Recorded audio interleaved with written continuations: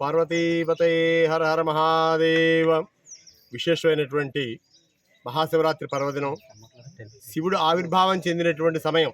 శివరాత్రి అంటేనే బాలా త్రిపుర సుందరి పీఠం పేరంపాలెం తాడేపల్లిగూడెం మండలం పశ్చిమ గోదావరి జిల్లాలో దేశంలోని అరుదైనటువంటి లక్షలింగ సహిత ఆత్మలింగ సన్నిధానంలో నిర్వహించేటువంటి శివరాత్రి వేడుకలు 7వ తారీఖు ఉదయం 9:13 కలశ స్థాపనతో ఈ మహాక్రతువు ప్రారంభించబడి 3 రోజులు కూడా 7వ తారీఖు సాయంకాలమే భూప్రస్థార శ్రీచక్రార్చన కార్యక్రమం. దేశంలోని అరుదైనటువంటి కార్యక్రమం, అది అతి తక్కువ మంది చేయగలిగింది. అలాగే రాత్రి 12 గంటలకి 7వ తారీఖు స్వామివారికి అభిషేకం మొదలవుతుంది. ఆత్మలింగానికి 12 నదీ జలాలతోటి అభిషేకం.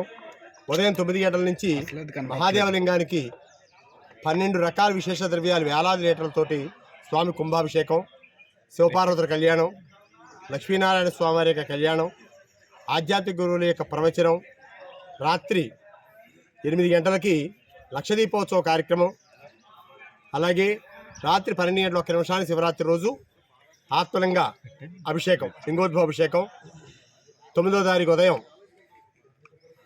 సహస్ర లింగాచాది కార్యక్రమాలు, సాయంకాలం పూర్ణాహుతి, శాంతి కళ్యాణం.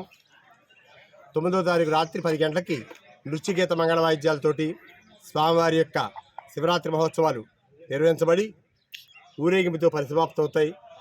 50 మంది భక్తులు విచ్చేసి స్వామిని దర్శించి తీర్థప్రసాదాలు స్వీకరించి స్వామి విగ్రహం పొందాలని.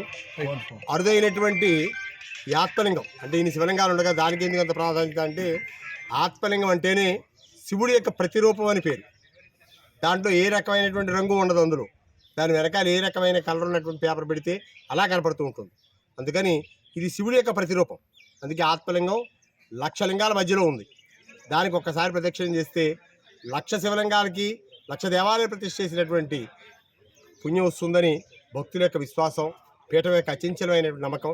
అందుకే ఇన్ని వేల మంది, సుమారు 1,00,000 మంది దాటి వస్తారు 3 రోజుల్లోనూ. అయినప్పటికీ కూడా విస్తృతమైన ఏర్పాట్లు చేశాం. మంచినీటికి కానీ, ప్రసాదానికి కానీ, దేనికి ఇబ్బంది లేకుండా దర్శనానికి కానీ 2వ లైన్ కూడా ఈ సంవత్సరం ఇచ్చి కార్యక్రమాన్ని నిర్వహిస్తున్నాం. భక్తులందరూ స్వామివారి సేవలో పాల్గొని తరించవలసిగా కోరుకుంటూ సర్వేజన సుఖినో.